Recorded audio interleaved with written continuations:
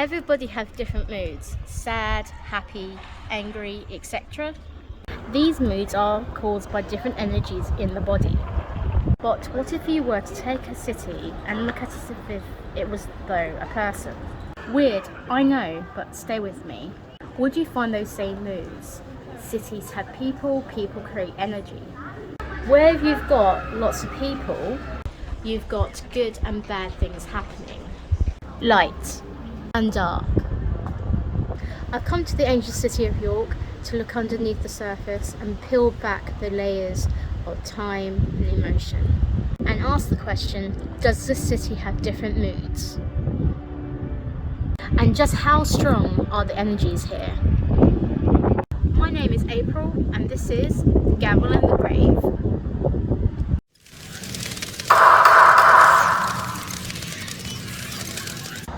Archaeological evidence showed that people were living in this area between 8000 to 7000 BC.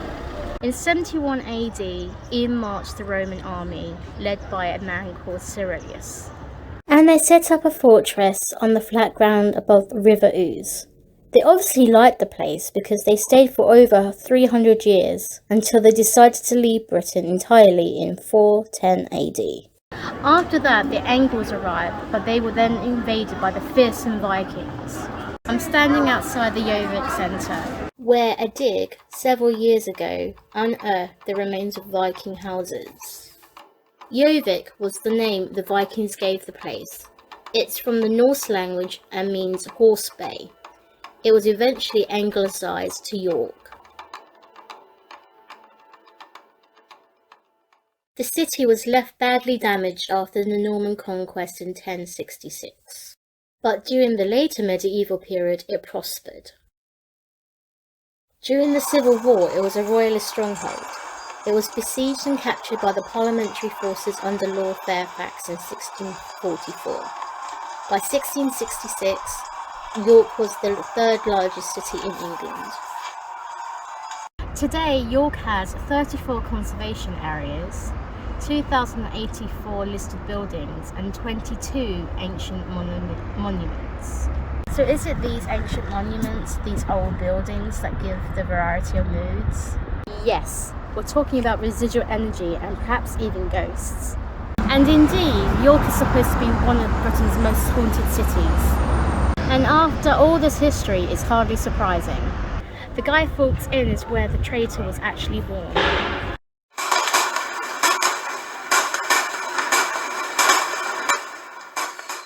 The old prison behind me once held the notorious highwayman Dick Turpin. So much has happened in this city, and we are standing in the middle of it all. Where Turpin was hanged is now a racecourse. Where the meat counter is in M&S used to be where the gallows were, and here at Ladies' Picket Yard is where they used to drag the bodies down for storage.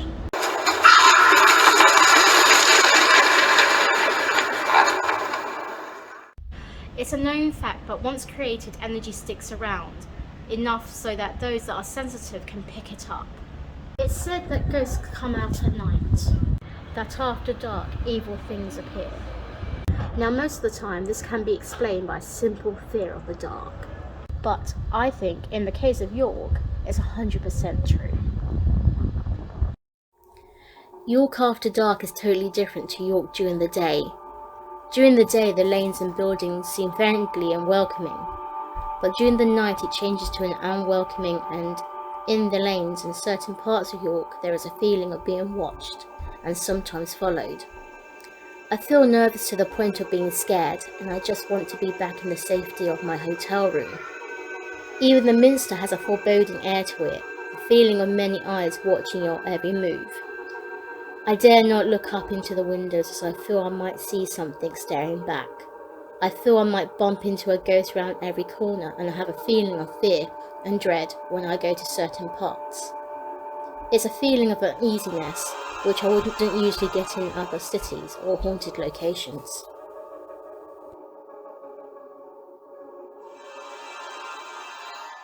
So I definitely feel that when the sun goes down, the city actually takes on a different mood. where the more sinister and sad events of York's past begin to seep out of the ancient stonework into the quiet streets, almost as if the hustle and bustle of the day keeps it sealed in.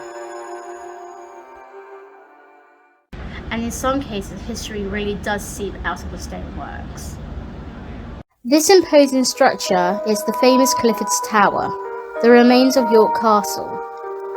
This building has a particular grim past, and one so bloody it seems as though it cannot be contained even to this day. Here is its story. In the year 1190, two leaders of the York's Jewish community, Benedict and Josencus, travelled to London to witness the coronation of King Richard. On their return to York, they were brutally attacked and Benedict died of his injuries.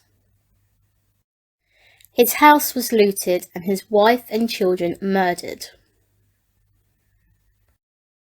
Josencus and a large group from the Jewish community were given permission by the Constable of York Castle to take refuge within its walls. But a large mob, spurred on by the raving cries of a monk, attacked the castle, and several of the Jews inside committed suicide rather than face being captured. But this mob were not interested in money. No gold in the land could suppress the religious hatred in their hearts, and so they slaughtered every one of them, after which they set the castle ablaze.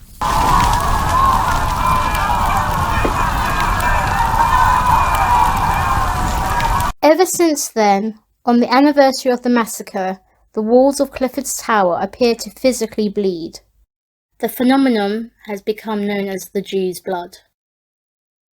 These walls are made from a specific white stone, the same material as the prison. The stone is still very pale, however it's strange that Clifford's Tower has a definitive pink tinge to it. Is that proof that this phenomenon is not just imagined but real? Has the blood of all those Jews killed so long ago stained these walls? And then, ask yourself this, how can a wall physically bleed? Where does the blood come from? And where does it go? Do you want to hear my theory? I think this is a message brought from the world of spirit, that what the townfolks did to these Jews back in 1190 should never be forgotten. And that the blood people see is the actual blood from those 150 innocent souls. There is a phenomenon called apports and epots, where physical objects seem to manifest and then disappear as if from thin air. I think this is what exactly is happening here. Maybe we aren't quite aware of how the physical interacts with the spirit world. Let's have a look at York's other ghost stories. The Treasurer's House was once built on an original Roman site and was once the home of the Minster's treasurer, hence the name. In the early 1950s, a young apprentice plumber called Harry Martindale witnessed an extraordinary event in the basement of the building, which became one of the most famous ghost stories in York. Whilst working, he was startled by the sudden blast of a trumpet. This was followed by the vision of a Roman on horseback emerging through a wall, followed by a procession of foot soldiers. They were dirty and unkempt and looked like they just returned from a long journey. The soldiers were not visible below the knees until they reached the section of a cellar where an excavation had just unearthed a section of original Roman road, lying 18 inches below the cellar floor. They then vanished through a wall at the other end of the room, seemingly unaware of Harry's presence. This is a classic example of residual energy, which is energy that is left behind, in this case by the Romans.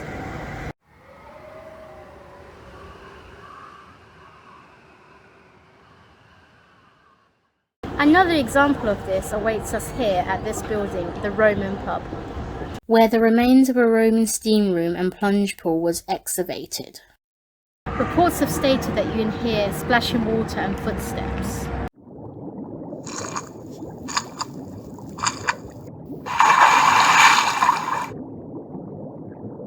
But of course, it isn't just the residual energy that plagues the streets of York.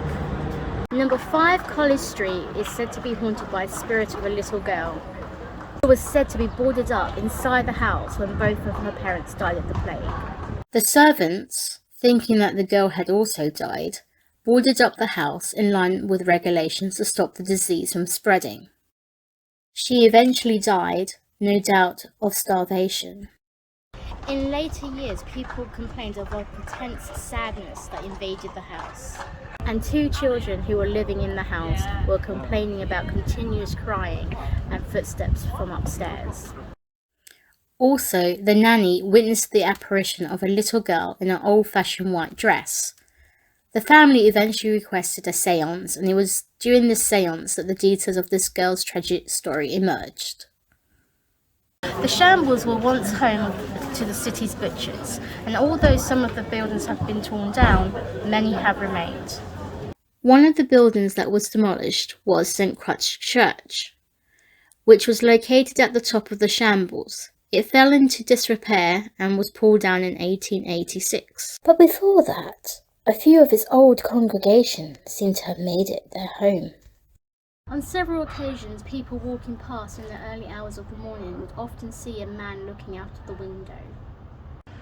Also, a woman dressed in white would emerge suddenly to follow a group of men called the York Waits, watchmen who would provide live music and would wander the streets playing their instruments. Obviously, she enjoyed their music. In an area of York called Bedden used to stand the York Industrial Ragged School. It was set up in 1847, and the master of the school was tasked to rounding up all the homeless children in York. However, care became the last thing on his mind, and he much preferred the income that he was gathering.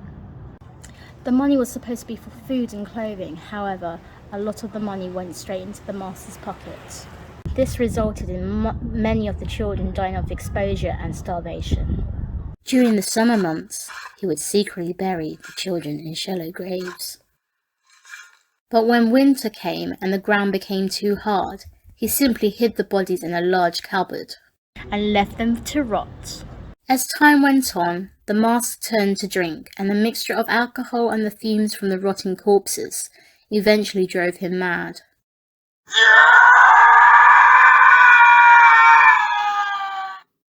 And he ended up slaughtering the remaining children with a knife. He was arrested and committed to an asylum for the rest of his life.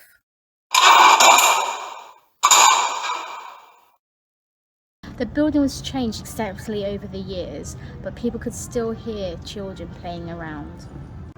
One part of this chilling feature is apparently if you stop to listen, the laughter soon turns to screaming.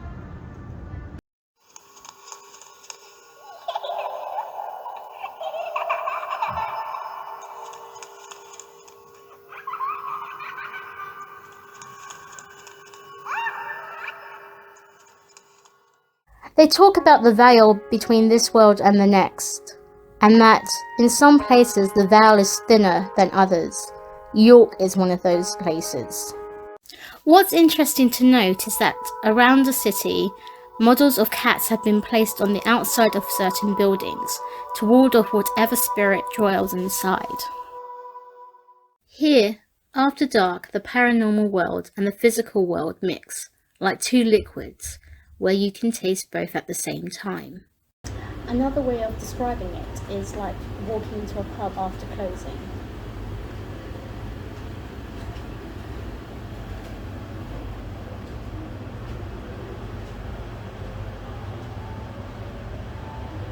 You can still smell the perfumes and aftershaves, the scent of beer and wine. You can smell the food that's been cooked and see the marks on the floor where someone spilt their drinks. And the stobbed out cigarette that's still smouldering, sending smoke forever drifting into the atmosphere.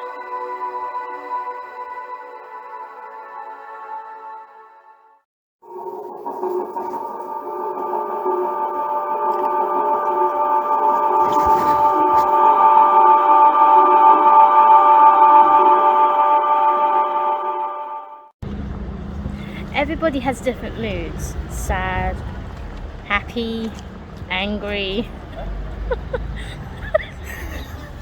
But what if it come to the ancient city of York to look under the surface and peel back the layers of emotion and time.